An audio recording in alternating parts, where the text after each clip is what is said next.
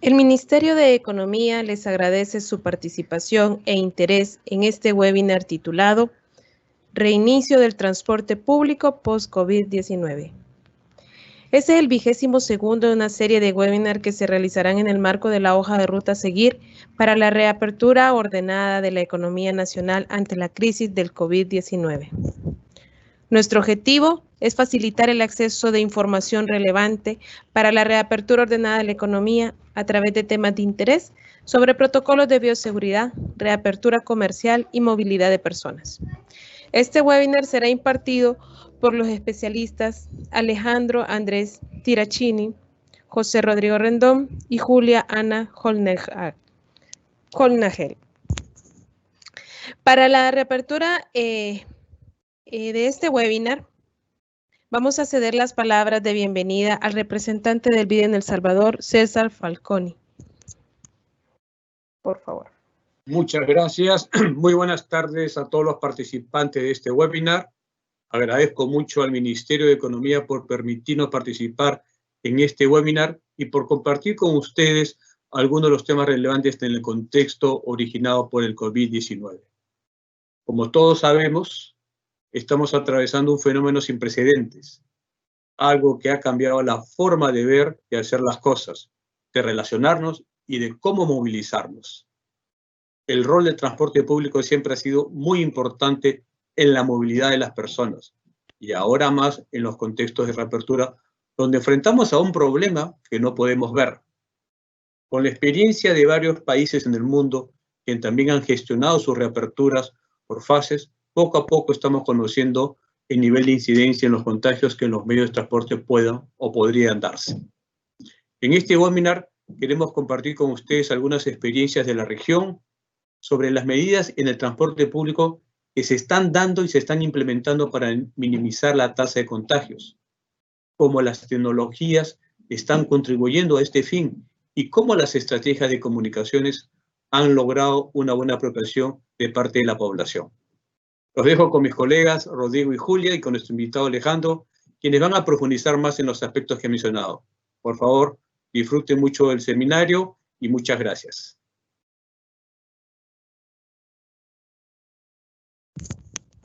Muchas gracias, César Falconi, por sus palabras.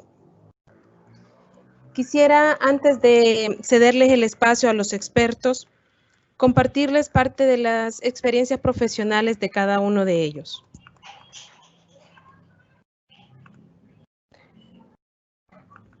Julia Ana Holnagel tiene un doctorado en Ingeniería Civil de la Universidad de Tokio.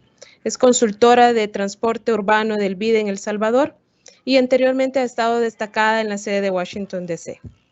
Previo a unirse al BID, trabajó en compañías consultoras japonesas para proyectos de estudios de transporte en países del sureste de Asia.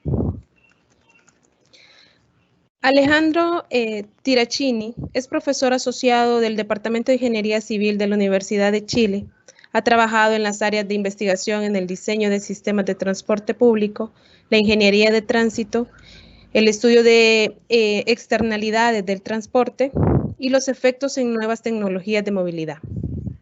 En el sector privado ha trabajado como ingeniero de proyectos en Santiago y como investigador en el Departamento de Planeamiento de Servicios en Subway Group, Australia, uno de los operadores de buses más grandes de Sydney. Y José Rodrigo Rendón es especialista en transporte del BID en El Salvador.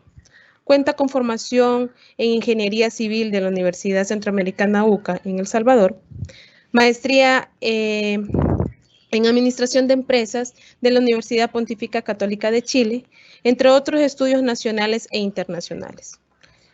Rodrigo se ha desempeñado en las áreas de planificación, gestión y financiamiento de proyectos sociales, con énfasis en el sector transporte. Tiene un amplio conocimiento de aspectos técnicos relacionados con el sector logístico y de coordinación de procesos de formulación de políticas públicas, planificación estratégica y operatividad en instituciones públicas y privadas. A nuestros asistentes, si tienen preguntas acerca de los temas abordados durante el webinar, pueden utilizar la casilla de preguntas que ha sido habilitada en la parte superior derecha de su pantalla. Asimismo, solicitamos su retroalimentación al final de esta ponencia a través del enlace que se les será publicado en el chat. Cedemos la palabra a nuestro primer especialista, José Rodrigo Rendón. Gracias. Muy buenas tardes. De igual forma me sumo a los agradecimientos de nuestro representante por permitirnos participar de este webinar y compartir un poco sobre las experiencias que nosotros como banco hemos podido identificar en la región y en el mundo. Inicio la presentación hablando un poco sobre las diferentes experiencias internacionales en medidas de higiene y bioseguridad que se tienen en América Latina, en Asia y en Europa. Antes de empezar, pues bueno, quisiera contextualizar el problema con un ejemplo cotidiano que muy probablemente a la mayoría de nosotros nos ha pasado. Imagínense que están descansando en su cuarto, ¿verdad?, en la noche, y de repente aparece un mosquito molesto en la oscuridad. O sea, esta situación es un tanto complicada porque sabemos que el mosquito está ahí, pero no podemos verlo porque está oscuro. Lo escuchamos, lo podemos sentir cerca o lejos cuando se quiere acercar a picarnos. A veces, pues esta situación nos genera una mayor ansiedad o desesperación si pensamos que el mosquito podría transmitirnos una enfermedad tal como el dengue o algo similar. El punto es que para el caso de atender esta situación con el mosquito, podemos tomar medidas inmediatas. Sabemos que darán resultado, como por ejemplo ponernos repelente, encender alguna plaquita contra insectos, fumigar, etcétera, ¿no? Sin embargo, esta situación cotidiana en muchas ocasiones pues nos genera impotencia y vulnerabilidad. Con el COVID-19 la situación es muchísimo más complicada porque no sabemos dónde está, o sea, no lo vemos, no lo sentimos, y con el agravante que existe un periodo asintomático en que las personas no saben cuándo están contagiadas, tanto las que están contagiadas como las que están alrededor de ellos. Ante todas estas incertidumbres, el mundo ha tenido que tomar diferentes medidas, una tomando como premisa principal quizás la prevención, otras monitorear algunos síntomas que pudiesen dar la idea de que la persona está contagiada, por ejemplo, controlar temperatura o toser. O sea, muchos hemos visto en las redes sociales, en los noticieros, diferentes medidas, ¿verdad? El uso de mascarillas, la sanitización de unidades de transporte, terminales o paradas de buses, el uso de alcohol gel, señalizaciones para mantener la adecuada distancia, campañas de comunicación, tomas de temperatura, como mencioné, cuarentenas obligatorias, etc. Para el caso del transporte público, existen diferentes visiones y evidencia de qué tipo de medidas son las más eficaces, son las que tienen que implementarse. O sea, ya que existen muchas variables que están en juego, ¿verdad? Sabemos que en el transporte público hay un flujo constante de personas que se trasladan de un lado a otro, hay muchas unidades de transporte, hay muchas superficies. Por eso, en este caso, las medidas van dirigidas principalmente a usuarios, a unidades de transporte, a motoristas, equipos de apoyo, terminales, estaciones o paradas de buses. En el mundo, y quizás en los países más desarrollados y con un sistema tecnológico mucho más maduro, se están empleando algunas herramientas que buscan facilitar el trabajo y brindar un mejor control. En este caso, por ejemplo, si pasamos a Asia, ¿verdad?, se están utilizando diferentes tecnologías como los vehículos autónomos, terrestres y aéreos para poder sanitizar sendas públicas, calles peatonales, para monitorear a las personas, la toma de temperaturas. También existen algunas aplicaciones móviles incluso que permiten, por así decirlo, identificar que si una persona ha estado contagiada con COVID y con quienes se ha relacionado, pues eso permite a las personas no acercarse a esos sectores vulnerables. También hay otras experiencias que se han visto en Europa y también en Asia en cuanto al uso de robots que controlan la temperatura, que tienen también la facilidad de poder interpretar y leer pasaportes o documentos para poder tener un mejor control, o el uso de cámaras térmicas que permiten identificar la temperatura de las personas y poder saber si alguien presenta algún síntoma y atenderlo específicamente. Esto es con el uso de tecnología. Sin embargo, existen, por así decirlo, otras medidas que son fundamentales, que también se están aplicando en Asia y que nosotros la vemos acá en Latinoamérica, como es el caso de, como comentaba, el uso de mascarillas, como se puede ver en la diapositiva, la toma de temperatura, la sanitización de unidades de transporte en el interior, en el exterior, el uso de alcohol gel, ¿verdad? Entonces, en el mundo se ha tomado su tiempo para poder utilizar todas estas herramientas y pues ponerlas en práctica. En el caso de Latinoamérica, tenemos diferentes experiencias también, que es de parte de lo que quería profundizar. Y para el caso pues, de nosotros, quiero comentarles que el BID a finales de abril realizó un monitoreo de 8 países en Latinoamérica, o sea, de qué medidas se estaban implementando en ellos y obviamente saber qué cantidad de uno con respecto a otro. O sea, estos 8 países fueron México, El Salvador, Honduras, Costa Rica, Panamá, Colombia, Chile y Paraguay. Es importante aclarar que como hemos podido visualizar a lo largo de toda esta emergencia por COVID, estas medidas muy probablemente a la fecha pues hayan cambiado. Algunos países que no estaban implementando algunas medidas pueden estar retomándolas actualmente o incluso pueden estar tomando más medidas, ¿verdad? Pero esperamos que lo que nosotros hemos podido ver pues sirva de referencia de qué es lo que pasa en la región. Las medidas que nosotros identificamos en esos países son 13. Primero, el tamaño de la flota operativa, o sea, ¿qué implica esto?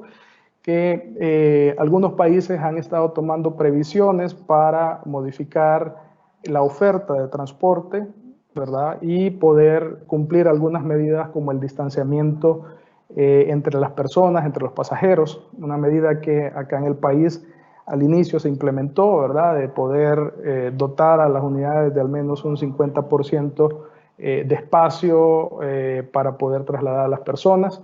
Servicios especiales autorizados para promover el transporte público.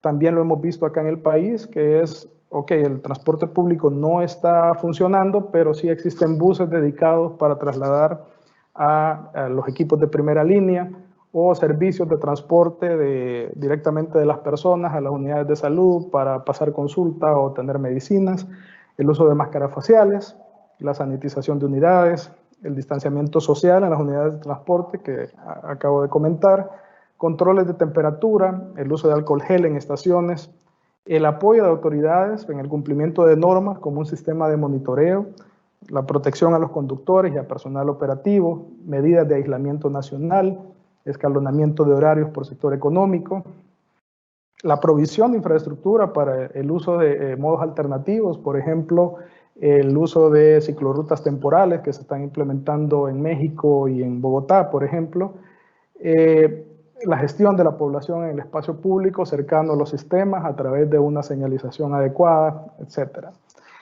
¿Qué es lo que nosotros hemos observado de estas medidas? Para hacernos una idea, en cuanto al tamaño de la flota operativa, se ha visualizado que el 50% de los países dispuso de una flota superior a la demanda actual, o sea, para cumplir medidas de distanciamiento social. Y el resto utilizó una flota proporcional a la caída de la demanda. O sea, esto implica que como muchos sectores no estaban funcionando, pues en función de eso es que se dotaba de la oferta de transporte público para las personas que sí se desplazaban. En cuanto al uso de servicios especiales autorizados para proveer transporte público, tenemos que el 33 países de los países implementaron este tipo de servicios. En cuanto a las máscaras faciales, el 80% de los países la usaban de forma obligatoria y el 20% restante lo promovían, pero no era algo obligatorio, sino que nada más lo solicitaban hacer. En cuanto a la sanitización de unidades, el 25% de los países lo hacía 2 veces o más al día y el 75% restante 1 vez al día. La medida que más se ha implementado en las unidades de transporte es el tema del distanciamiento social. O sea, acá el 86% de los países implementaron este tipo de medidas. Los controles de temperatura únicamente se evidenció en ese momento en un 17% de los países que lo implementaban. El uso de alcohol gel, el 67% de los países lo implementaron. De igual forma, el seguimiento y el apoyo de las autoridades en el cumplimiento de normas, igual en un 67%. La protección a conductores y personal operativo únicamente se evidenció en abril de 2020 que un 50% de los países lo implementaban. El 75% de los países han tenido aislamiento obligatorio y el 25% únicamente ha tenido cuarentena voluntaria. De igual forma, el escalonamiento por sectores económicos, el 67% de los países lo implementa. Esta es una medida interesante porque lo que busca es disminuir las aglomeraciones de personas, ¿verdad? Y en función de esto, pues tener un mayor control del distanciamiento social que se pueden dar. De igual forma, la provisión de infraestructura para modos alternativos, como comentaba, el tema de las ciclorrutas o el sistema de calles dedicadas para peatones, solamente en 33 países de los que teníamos provisionaron de este tipo de infraestructura. Y el 67% de los países gestionaba el espacio público alrededor de los sistemas en función de su implementación. Si comparásemos los países, hay algunos países que definitivamente han implementado muchas más medidas. Por ejemplo, el caso de Colombia, cerca del 85% de las 13 medidas fueron puestas. Panamá, El Salvador, hay unas que a esa fecha habían implementado relativamente pocas. Pero acá viene el tema interesante. O sea, primero, no existe mucho conocimiento y existen posiciones encontradas en cuanto a qué tan efectivas son esas medidas. Y muy probablemente la cantidad de medidas que se adopten no es significativo de que baje la cantidad de contagios. Entonces, existe mucha incertidumbre al respecto. Y bueno, quizás más adelante Alejandro nos pueda contar un poco sobre cómo es que estas medidas pues tienen o no eficiencia en función de los estudios recientes. Una de las cosas curiosas, que para ir concluyendo, que yo pude encontrar, son algunas conclusiones que brinda la compañía de ferrocarriles del este de Japón en una presentación de prevención de infecciones en la fase de reanudación. Y ellos indican que la mejor implementación es la combinación de la mayor cantidad de medidas posibles. O sea, mientras más medidas nosotros tengamos, pues obviamente vamos a tener un mayor control de la cantidad de contagios. De igual forma, estas medidas ayudan y tratan de reducir la ansiedad de los pasajeros. Un pasajero que vea que se están implementando controles, pues le disminuye la ansiedad y le genera más confianza a poder abordar esas unidades. De igual forma, tratar de llevar a muchos pasajeros de regreso al sistema de transporte y mejorar la seguridad de sus empleados. Me quedo por acá, pues no sin antes comentarles de que como parte de BID tenemos diferentes publicaciones relacionadas con el tema de transporte público, con el tema de tecnología, diversos blogs a los que pueden acceder por las direcciones que les estamos pasando o si nos pueden seguir a través de Twitter. Por mi parte, muchas gracias. Le voy a ceder la palabra a nuestra colega Julia Holnagel, quien le va a dar una mejor idea en cuanto a qué tanto las campañas de comunicación han tenido o pueden influenciar la eficacia en la toma de las medidas y en el comportamiento de la población. Quiero solicitarles que si tienen un móvil a la mano o una computadora, pues estén atentos porque vamos a tener una dinámica de interacción con ustedes. Entonces, sin más, le paso la palabra a Julia. Muchas gracias. Muchas gracias, Rodrigo, y muy buenas tardes a todos. Como acabamos de escuchar sobre medidas para evitar contagios del COVID-19 en el transporte público, me gustaría hablar sobre la comunicación para fortalecer los nuevos hábitos que se requieren. Y en esta presentación voy a hablar sobre 3 puntos. ¿Por qué la comunicación es clave? Y voy a mencionar 3 ideas de la ciencia de comportamiento y 3 ejemplos de campañas de comunicación en el transporte público a nivel mundial. Pero antes de empezar con mi presentación, me gustaría conocer cómo les ha ido a ustedes en los últimos meses. Entonces, por favor, si tienen su móvil al mano, entran a la página menti.com. Y en un momento voy a enseñarles la página de Menti para que puedan ver el código para ingresar. Entonces tienen que meterse a la página menti.com con su móvil y ingresar el código 325743. Y ahí en la página pueden ver una pregunta que es, en su vida diaria, ¿qué tan difícil es cumplir en 100% de estas medidas?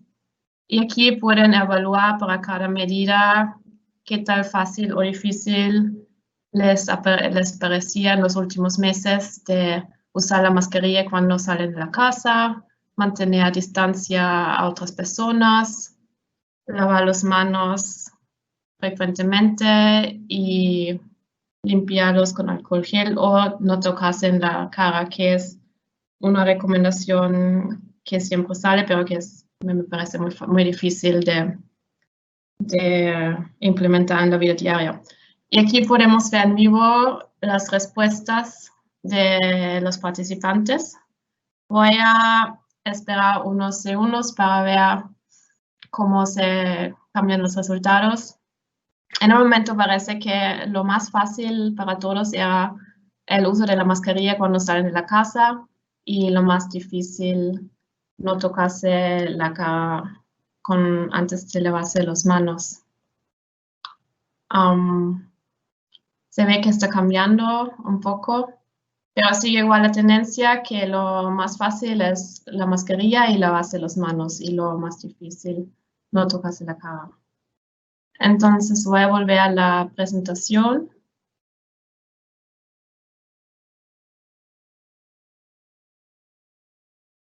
Y con eso voy a la primera pregunta. ¿Por qué son importantes las campañas de comunicación? Lo primero es que vimos es para cambiar el comportamiento es importante el factor humanos. Todos tenemos rutinas y hábitos y sabemos en nuestra vida diaria que es difícil apropiarnos de nuevos comportamientos. Como ejemplo, la primera lámina, estoy segura que a muchos les ha pasado en los últimos meses salir de la casa con sus llaves, móvil y la billetera, pero olvidándose la mascarilla y teniendo que regresar a la casa otra vez. Lo segundo es que no todos los comportamientos pueden ser legalizados. Por ejemplo, lavarse las manos, no tocarse la cara o mantener esta distancia. Esos comportamientos solamente se puede incentivar para que la sociedad las retoma y las retoma en su vida diaria. Y por final, la desinformación. La información disponible sobre el virus y su propagación y las medidas efectivas cambian rápido. Y también existen muchas leyendas urbanas y información cual no está basada en evidencia empírica. Entonces es necesario que haya un canal de información con información correcta en cual los ciudadanos pueden confiar. Sobre las ideas de ciencia de comportamiento. A veces no es sobre cambiar la actitud de las personas para cambiar el comportamiento. Es que todos tenemos buenas intenciones y según un trabajo de investigación, solo alrededor de 50% de nuestras decisiones reflejan nuestras intenciones. Y aquí son 3 ideas, cuales en el contexto adecuado, por supuesto, nos pueden ayudar para lograr convencer a la población a adoptar comportamientos deseables. La primera idea es el factor social. Entonces, para la toma de muchas decisiones, no nos basamos en persuasión racional, pero para conformar normativas sociales y para sentirnos bien. Entonces, hay evidencia que la mayoría de la persona cambia su comportamiento si sabe que la sociedad en general lo hace y lo valida. Y en eso se puede, por ejemplo, se puede comunicar mensajes, un texto como 90% de nuestros clientes usan la mascarilla correcta, ayúdanos a llegar al 100%. El segundo punto es la facilidad. Y eso es importante, tener mensajes fáciles de entender y comportamientos no deben costar para ser adoptados. Por ejemplo, el mensaje a una población en general de mantener una distanciamiento social es muy abstracto y es más fácil decir que mantengan una distancia de 1.5 metros entre otras personas o ponerlo más visual, por ejemplo, mantenga una distancia de una cama o una bicicleta entre ti y otra persona. Y también para el uso del alcohol gel, por ejemplo, se puede aumentar el uso cuando se está instalado en un lugar que no requiere a las personas hacer un desvío de su camino y cuando está señalizado con un mensaje atractivo. Y el tercer punto es que se puede aprovechar de hábitos existentes y pegar nuevos comportamientos a esos hábitos. Un ejemplo es que incluye en un mensaje de una campaña que la gente se limpia las manos con alcohol gel cada vez que bajas de un autobús, o que uno se lava las manos cada vez que entra a la puerta de su casa. En el siguiente slide les quiero presentar una compilación de mensajes en una pequeña muestra de 15 ciudades o operadores de transporte público a nivel mundial. En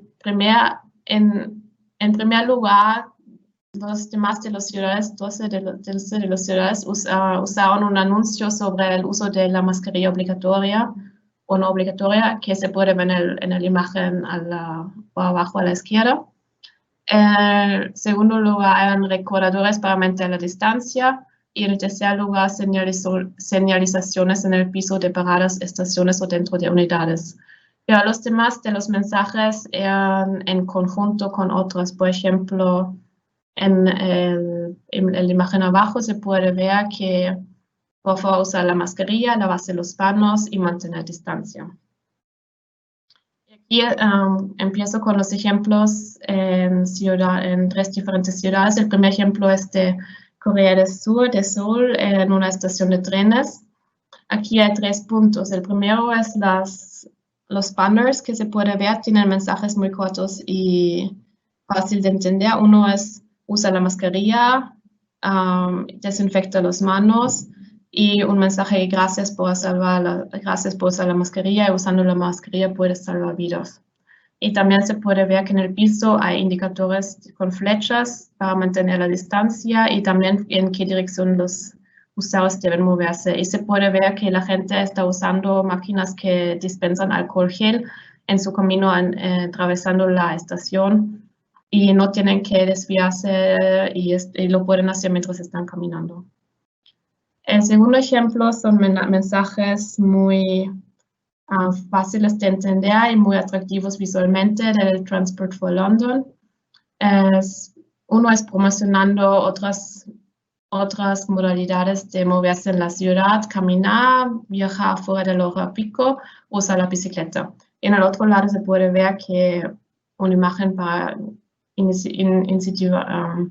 una iniciativa para que la gente se pone la mascarilla que ya está obligatoria en el transporte público. Y aquí el tercer ejemplo es de la Ciudad de México, y ellos están usando una personaje de la lucha libre como personaje que transmite los mensajes en el metro, Y ahí arriba a la izquierda se puede ver, ellos están usando esta técnica de mencionar 90% de nuestros usuarios ya se protegen y vamos por el 100% para cuidarnos mejor en el metro. Lo único es que no es muy claro cómo se protegen los usuarios y si este mensaje se refiere a mascarillas, alcohol gel o el distanciamiento. Pero no todas las medidas funcionan como lo planeado. Y esto es otro ejemplo de Corea.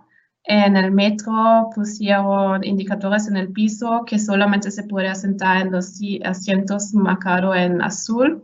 Pero como la gente tiene la necesidad de desplazarse, cuando se llena el tren un poco, la gente igualmente se asienta en los marcados con rojo, en cuales no se debería sentar para mantener una distancia. Por eso es importante de monitorear y evaluar si la comunicación si está efectivamente teniendo un impacto en el transporte público. Y para eso quiero presentarles una iniciativa de la División de Transporte que se llama Distanciados. Esta usa cámaras existentes de videovigilancia en ciudades y un algoritmo para detectar la distancia entre las personas. Y así se puede encontrar puntos focales en la ciudad o en estaciones y también horas picos en cuales se encuentran conglomeraciones y eso puede ayudar a evitar exponer al personal del servicio público a conglomeraciones de personas y también para usar estas observaciones para tomar acciones y evaluar resultados de acciones de comunicación o sensibilización a los usuarios. En El Salvador actualmente estamos evaluando la capacidad tecnológica para implementar esta iniciativa con el VMT y el MOPT y estamos en proceso para implementarlo aquí también. Entonces, muchas gracias por su atención. Aquí pueden ver algunas iniciativas, algunas campañas de otros lugares del mundo, por ejemplo de Japón, que dice que se debe abrir la ventana en un tren de 5 a 10 centímetros para mejorar la ventilación, que no se habla y que se pone una mascarilla. Susana Distancia, que es un personaje de México, y unas campañas de Australia y también de Austria. Y con esto quiero pasar la palabra a Alejandro Tiracini para su presentación. Muchas gracias.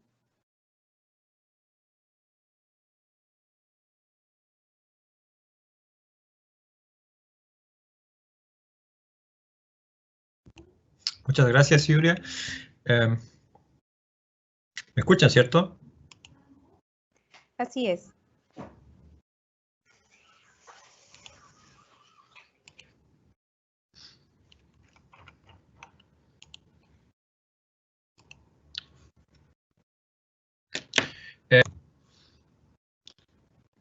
El transporte público ha sido, lo que muestran los datos que se han recopilado en distintos países del mundo, es que ha sido el modo de transporte más golpeado por la pandemia en el sentido de una reducción de demanda. Por ejemplo, en este gráfico se compilan datos de Google en el cual ellos estiman la reducción que hay en el uso de estaciones de transporte público. Y se ve, acá hay datos de países de todos los continentes, que en todos hay una fuerte baja en el uso del transporte público, entre el 40 y el 80%, más o menos ha habido un repunte en general desde mayo en adelante.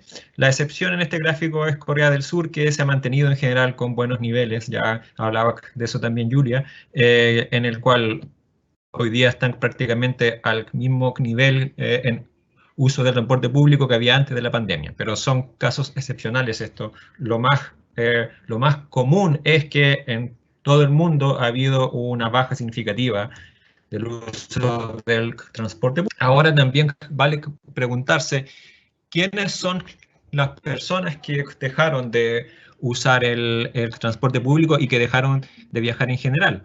En Chile estamos haciendo una encuesta al respecto y lo que les muestro en este gráfico son los resultados de la encuesta en la primera semana con medidas de contención del virus, con medidas a nivel nacional, que fue que se cerraron las escuelas y se pasó a hacer estudios desde la casa y muchos rubros pasaron a hacer teletrabajo, y esto fue la tercera semana de marzo.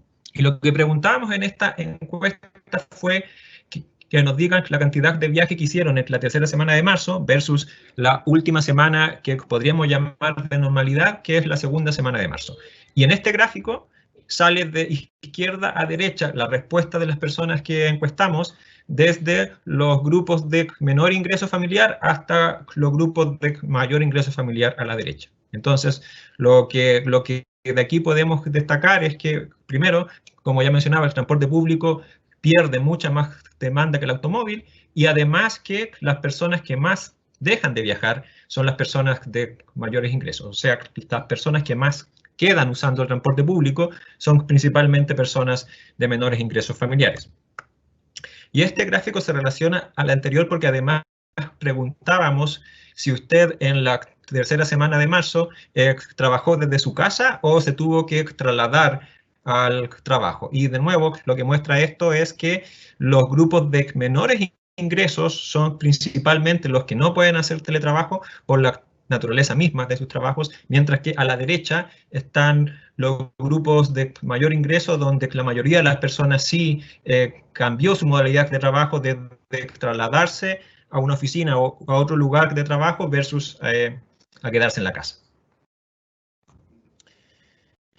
Bueno, ¿y qué esperamos para la reapertura? Ya hay varias ciudades anunciando planes pro transporte sustentable con el objetivo de facilitar el distanciamiento físico, facilitar el desplazamiento masivo de personas en ciudades donde el espacio siempre es escaso. Este es el ejemplo de Londres. Hay muchas otras que anunciaron planes en algunos casos en sectores amplios de la ciudad, en otros casos enfocados solo en el centro, para hacer calles solo bus, para hacer más ciclovías, para hacer veredas más amplias. Un ejemplo de Chile, esto es Rancagua, al sur de Santiago, y lo que se muestra en esta foto, lo que han hecho en esta ciudad, este es un ejemplo de las varias medidas que adoptaron, es quitar un carril completo que era para tráfico general y ahora es para personas que hacen fila con distanciamiento físico al ingresar a un banco. ¿Cuáles son las ideas que están detrás de todas estas iniciativas que en el fondo a lo que apuntan es a ganar espacio que antes era para el tráfico motorizado y dárselo principalmente a las personas que se mueven en bicicleta o que se muevan caminando, o también dárselo al transporte público y quitárselo al automóvil? Lo que está detrás es tratar de evitar o de disminuir lo que se espera que pase, que es precisamente lo que está pasando ahora en España y en tantos otros países, que a medida que empieza el desconfinamiento de escalada, el automóvil alcanza o se recupera en demanda mucho más rápido que el transporte público. Dicho de otra forma, hay gente que abandona y que no vuelve al transporte público y se cambia o deja de viajar o se cambia a otros modos como el automóvil. ¿Ya? Y si vemos datos de Apple, de sus solicitudes de ruta, por ejemplo, estos son datos de Italia, lo que muestra es que la driving, que es conducir un vehículo, llega rápidamente, alcanza los niveles que tenía prepandemia, le sigue la caminata y por último el transporte público, que se recupera, pero mucho más lento de lo que se recuperan los otros modos. Estos son datos de Estados Unidos, que aquí la diferencia es mucho mayor todavía, o sea, el transporte público no se puede hablar de ningún tipo de recuperación, mientras la caminata y viajar en automóvil están a niveles de prepandemia. Y lo que está acá es Brasil, que con otra escala muestra el mismo fenómeno. El transporte público es el más lento en recuperarse. ¿Ya? Entonces, los escenarios de reapertura que se ven en algunos países o las posibilidades de reapertura es lo que trato de sistematizar o sintetizar más bien esta lámina, hay veredas, hay algunas iniciativas que podríamos llamar pro transporte sustentable y pro modos no motorizados, como hacer veredas más anchas o quitar una pista de automóviles para que las personas puedan caminar por ahí. Más ciclovías o más pistas para bicicletas. El punto 2 es que, claro, que se percibe un aumento del tráfico vehicular por evitar el uso del transporte público y eso es lo que nos preocupa más porque trae más contaminación, más congestión, más siniestros de tráfico, que son las externalidades que se exacerban en ciudades, ¿cierto? ¿Qué medidas pro transporte público hay? Que hemos visto que hay calles, hay ciudades que están haciendo, que hay algunas calles que son solo buses, hacer pistas o carriles solo bus, si hay tráfico congestionado, es una medida que debería ser muy empujada en la reapertura, en el sentido de que si yo disminuyo los tiempos de viaje de los buses a través de hacer carriles exclusivos, no solo estoy disminuyendo el tiempo de viaje de las personas y el costo de operación del sistema, sino que también estoy reduciendo los niveles de ocupación, de hacinamiento de los vehículos, porque la misma flota puede dar más vueltas. Entonces yo estoy aumentando la frecuencia, disminuyendo la ocupación, que me disminuye la probabilidad de contagios al interior de un vehículo. Y por supuesto el punto 4, gestión de demanda, que son una serie de medidas que se hace fuera del transporte en cuanto a, por ejemplo, el teletrabajo o los horarios diferenciados de entrada. ¿Sí? Aquí les quiero discutir un ejemplo de Japón. Esto se publicó a fines de mayo y causó bastante impacto en el mundo del transporte público porque fueron los resultados de un estudio bastante grande sobre trazabilidad de contactos. En el fondo lo que ellos buscaban son dónde están los clusters de contagio de COVID-19 y lo que encontraron es, lo que destaco acá arriba primero, es que los clusters estaban principalmente en gimnasios, en pubs, en lugares de música en vivo, karaoke, etcétera, donde hay mucha gente contenida en espacios pequeños o en espacios cerrados más bien, y además la gente interactúa entre ellas, o habla, canta, baila, etcétera. Y lo segundo que se destaca acá es que no hubo clusters detectados en el transporte público, y ahí el epidemiólogo que se entrevista, Oshitani, él dice, bueno, lo que pasa es que en el transporte público en general la gente no habla, la gente es tímida, no habla entre ellos y todo el mundo usa mascarilla, por lo tanto nosotros creemos que a eso se debe, que el transporte público no, al menos en lo que hemos visto, no ha sido un generador de clusters. Después hubo estudios que encontraron lo mismo de Japón, que fueron publicados en Francia, en Austria, y esto es aún, si bien son buenas noticias, son noticias alentadoras, esperanzadoras, en el sentido de que nos muestran cuáles son medidas efectivas para reducir el riesgo de contagio en el transporte público. Sin duda hay que tomarlo con cautela, porque aún son muy pocos estudios y por supuesto que no indica necesariamente que el virus no circula en el transporte público, por supuesto que circula. Lo que dice sí es, hay formas que estamos viendo que son significativas en reducir el riesgo de contagio. Y lo que publican en Japón es, a lo que llegan ellos es que el problema principal del COVID son estos clústeres de contagios que se dan en la combinación de 1, lugares cerrados, 2, lugares hacinados y 3, lugares en el que hay contacto cercano entre personas, conversación, canto, etc. Y claro, si nosotros pensamos en el transporte público, se dan los puntos 1 y 2, pero el punto 3 en general no se da si es que la gente, si es que extraños en el fondo no hablan entre ellos. Entonces, la premisa, eso sí, es que el riesgo de contagio depende de la prevalencia del virus en la población y por lo tanto las medidas que se adopten en el transporte público, como por ejemplo, antes se hablaba de las 13 medidas que se habían identificado en distintos países, la complejidad de aplicación de cada una va a depender, por supuesto, de la etapa en la que estemos en la pandemia. y de qué tanto sea la prevalencia del virus en general en las ciudades. De todas las medidas para reducir el contagio, la que causa más problemas al transporte público, sin duda, es el distanciamiento físico. Es la más disruptiva de la forma, del concepto que tenemos de transporte público masivo, por las consecuencias operacionales que tiene, por las consecuencias económicas que tiene principalmente, ¿ya? Y lo que hemos visto además, ya esto ha sido tema de las otras presentaciones, es que el uso de mascarilla funciona, y desde hace un par de meses hay evidencia científica de que las mascarillas funcionan para reducir y son significativas en reducir el riesgo de contagio de COVID. O sea, se superan en el fondo la etapa de los primeros meses de la pandemia, febrero, marzo, hasta abril, en el cual aún habían dudas sobre si los gobiernos y las organizaciones de salud debían recomendar el uso de mascarillas a la población asintomática. Esa etapa ya está en casi todos los países superada, y ya están todos apuntando a el uso de mascarillas. Sanitización frecuente.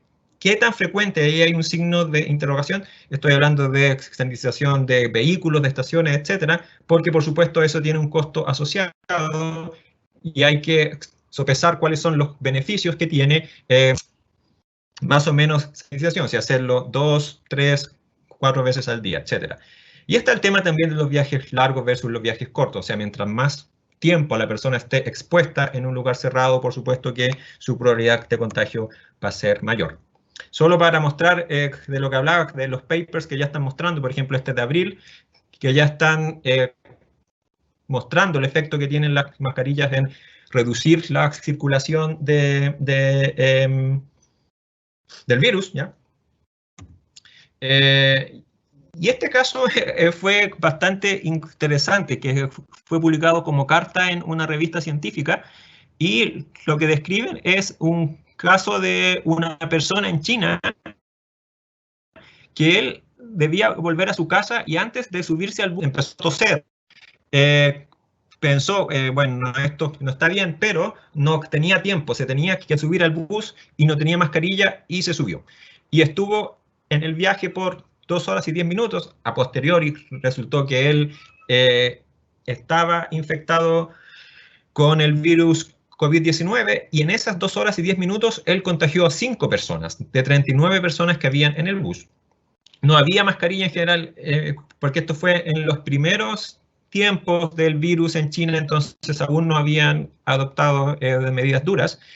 El infectado se baja del bus porque debía subirse a un minibús para continuar el viaje, y ahí él tenía tiempo y compró una mascarilla y la usó, ¿ya? En la segunda parte de su viaje, que fue por 50 minutos, y ahí había 14 personas en ese minibús, y el resultado fue que no se contagió nadie. Bueno, y esto quizás lo han visto, es una descripción gráfica en el fondo de lo que produce las mascarillas, y al final el mayor beneficio es, por supuesto, para la persona que no está infectada, si tiene mascarilla, y además si la persona infectada también la está usando. El enfoque de Singapur, tomando toda esta discusión en cuenta, ha sido bastante interesante en el sentido de que ellos, cuando empezaron con el desconfinamiento a principios de junio del 2020, lo que dijo el ministro del Task Force del gobierno fue textual: al principio lo que estamos haciendo es reabrir la economía lentamente, entonces más personas van a empezar a trabajar, por lo tanto más personas van a empezar a usar el transporte público, y mantener el distanciamiento físico honestamente no va a ser posible. En muchos casos no va a ser posible, y sí lo que vamos a exigir es que toda la gente use mascarilla y que haya una prohibición de hablar entre pasajeros. O sea, nadie puede hablar con otra persona y está todo el mundo con mascarilla. Ellos hicieron esto al mismo tiempo que mantenían la prohibición de hacer reuniones sociales, ¿ya? Nadie podía invitar, por ejemplo, amigos a su casa en las primeras semanas del confinamiento, pero sí podías viajar en un bus o en un tren con más personas cercanas a ti. Ahora ya se ha ido abriendo más y más, y ahora ya se puede hacer reuniones sociales además. Y en este sentido, la política que han adoptado en varios países es, por supuesto, ir paso a paso, y al principio adoptan una medida de distanciamiento social en el transporte público. Puede ser, por ejemplo, un pasajero por metro cuadrado, o incluso más dura que esa, y después van lentamente relajando esta medida y permitiendo ocupaciones más grandes, ¿ok? Eso. ¿Y por qué es importante hacerlo bien con el transporte público? Que es el mensaje con el que quiero terminar, y lo voy a unir a la diapositiva con la que empecé mi presentación. Es porque lo que muestran estos datos de quiénes son las personas que están usando transporte público en su mayoría y quiénes son las personas que lo abandonan, y yo intuyo de que esto es representativo no solo de Chile, sino que de varios países de Latinoamérica, son principalmente personas de bajos recursos lo que van a seguir usando el transporte público en las próximas semanas, en los próximos meses, aún en tiempo de pandemia por COVID. Por lo tanto, hacerlo bien, o sea, que el sistema sea lo más seguro posible, minimizando riesgo, con higiene, con enseñarle a la gente cómo usar mascarilla, etcétera, es un tema de equidad social que va mucho más allá de los temas de transporte sustentable, de los que hablamos siempre, por los cuales hay que incentivar el uso del transporte público. Varias de estas ideas están expresadas en un artículo que acabamos de publicar, nos acaban de publicar más bien en la revista Journal of Public Transportation. Aquí estoy dando el link, que es con un colega de la Universidad Técnica de Delft, que se llama Model Katz, donde explicamos en detalle todas estas ideas, y aparte damos una hoja de ruta de los que para nosotros nos parece son las son las necesidades de investigación para mejorar el uso del transporte público en la pandemia por COVID-19. Muchas gracias por vuestra atención.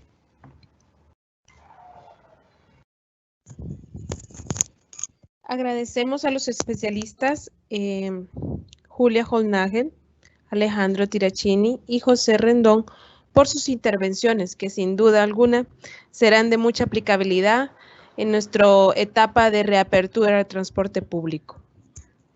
Vamos ahora a pasar a la sección de evaluación de nuestro webinar, para lo cual les pido que identifiquen en su chat el enlace que se les ha sido compartido e ingresen al mismo para que puedan completar la evaluación. Para nosotros es importante conocer sus solicitudes y observaciones y poder así en próximo webinar aplicarlas. Cuentan con 5 minutos para que puedan completar la evaluación y luego daremos inicio a la sección de preguntas y respuestas. Muchas gracias.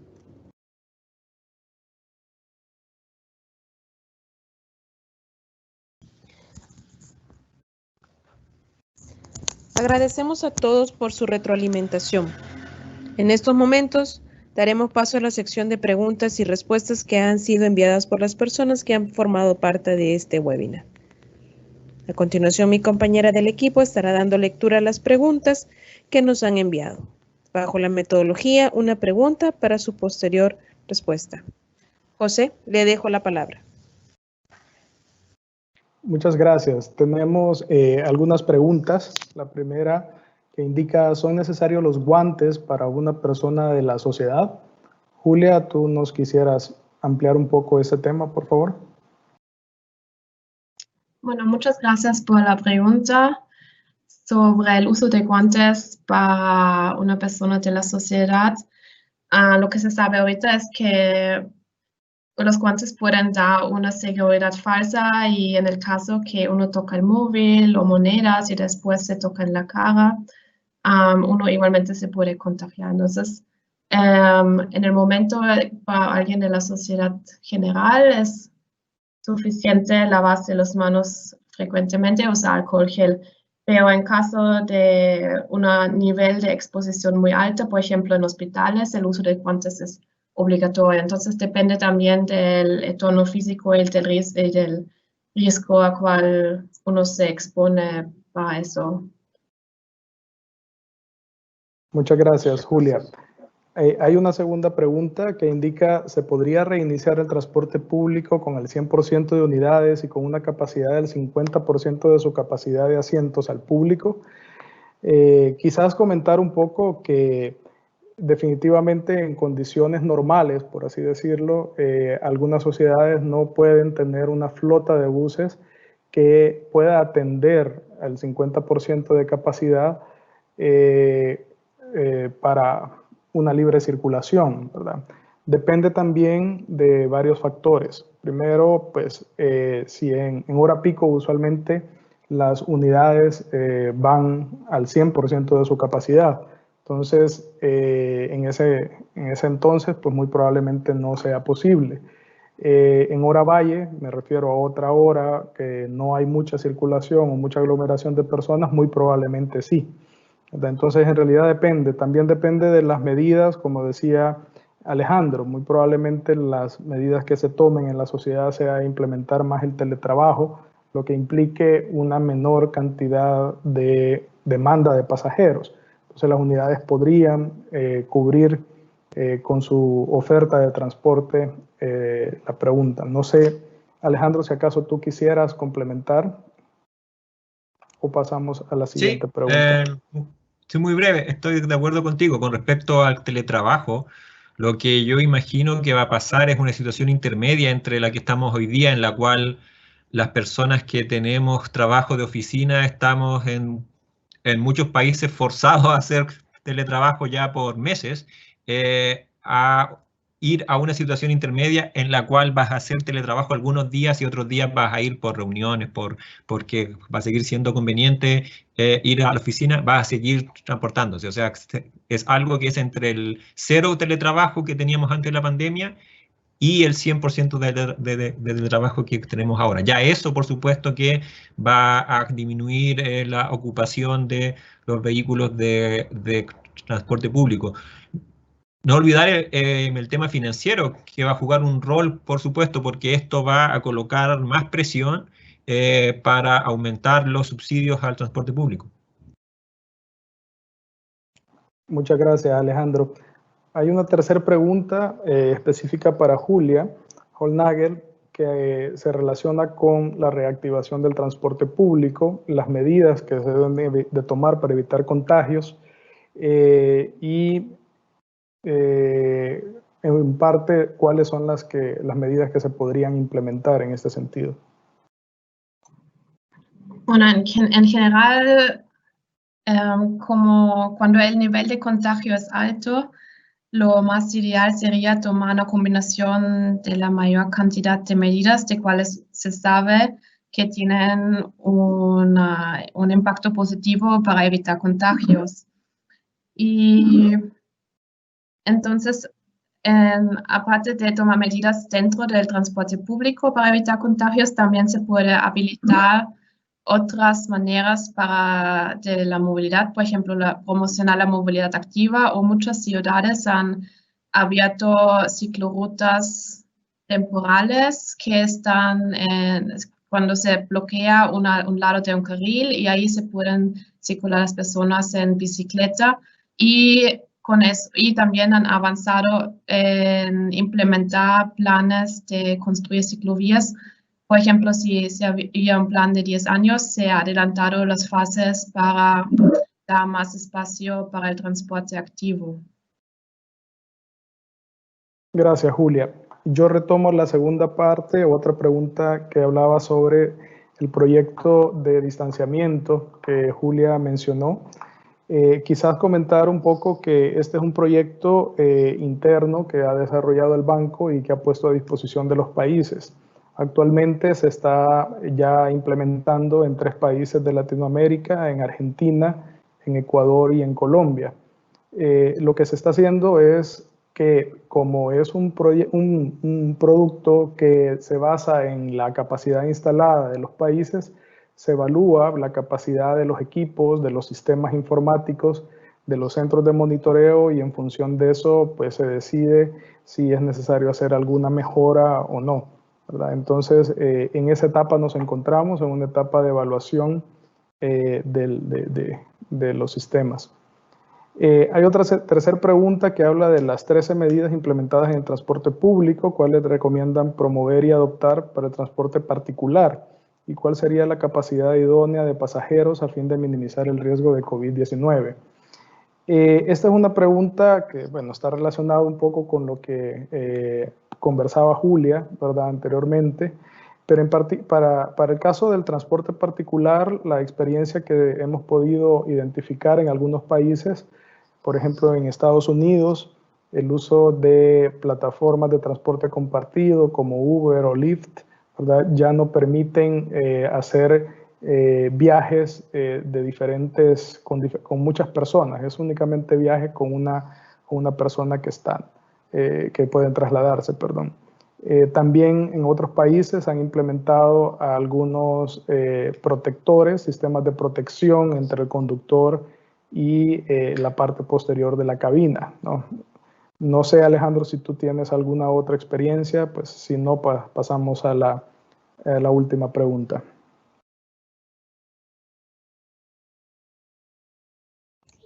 Nada que aportar en eso. Perfecto, gracias. Esta última, Alejandro, creo que tú también puedes apoyarnos. Dice, tengo la inquietud si tienen información de la reapertura del transporte público en relación a los contagios de COVID.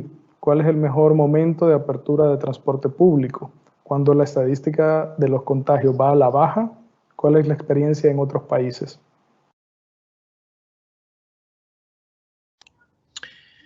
No hay mucha experiencia, mucha estadística al respecto, porque la opción que tomó El Salvador de cerrar el transporte público no es muy común. O sea, lo que hizo la mayoría de los países fue seguir con el transporte público, pero con mucho menos demanda, porque la gente lo abandonó o forzadamente, porque dejó de hacer actividades, o lo abandonó por seguir haciendo actividades, pero en otros modos.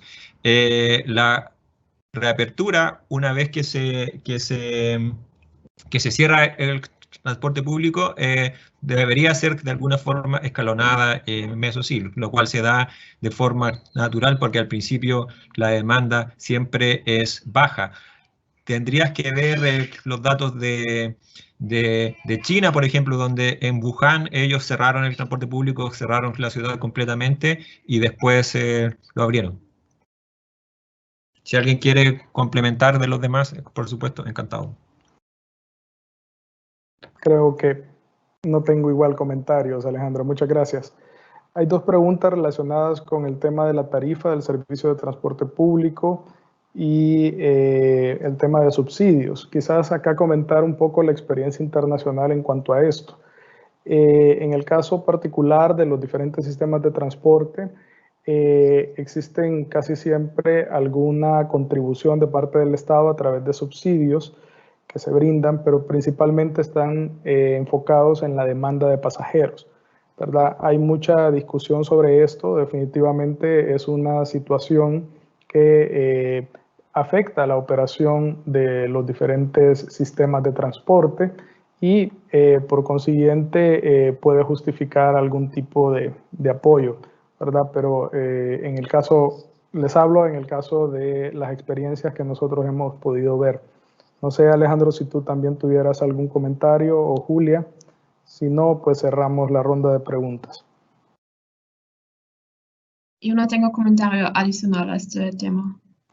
Sí, yo creo que esta va a ser la gran batalla para el transporte público en los próximos meses. En Chile aún no hay claridad de cuánto más va a costar la operación y por lo tanto cuánto más va a tener que ser los subsidios de transporte público en los próximos meses, en los cuales la diferencia, en el fondo, la reducción de demanda se espera que sea muy superior a la reducción de oferta.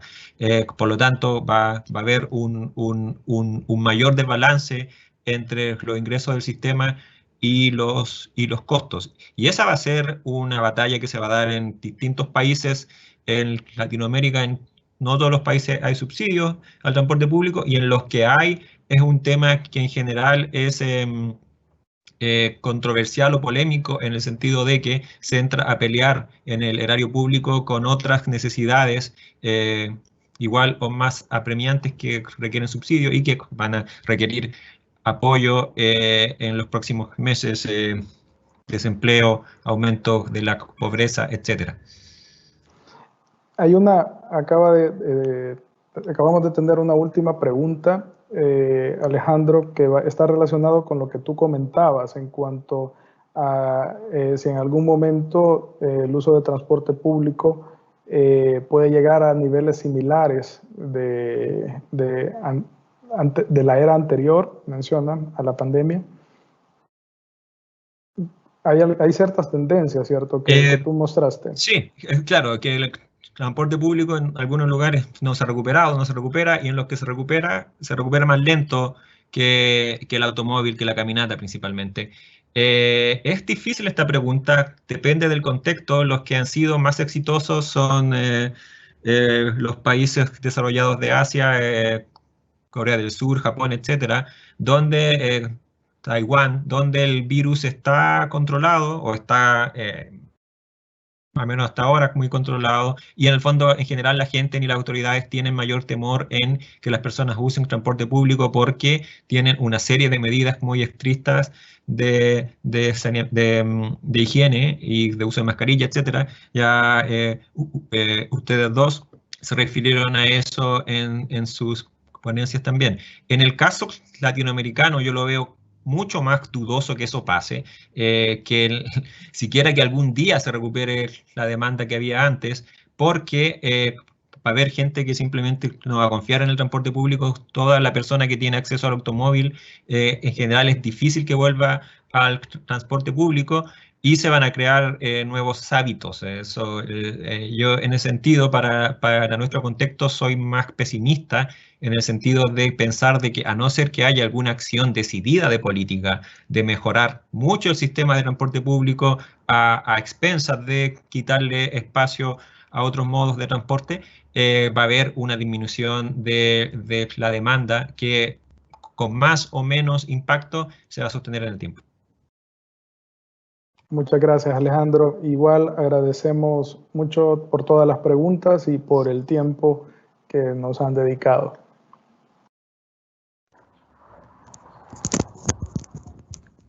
Agradecemos nuevamente de parte del Ministerio de Economía a los especialistas Julia Hollnagel, Alejandro Tirachini y José Rodrigo Rendón por cada una de sus intervenciones y por compartir de su tiempo de manera voluntaria para el apoyo de este webinar, en el cual ha impartido contenido que ha sido de suma importancia para conocer más sobre la aplicabilidad del tema.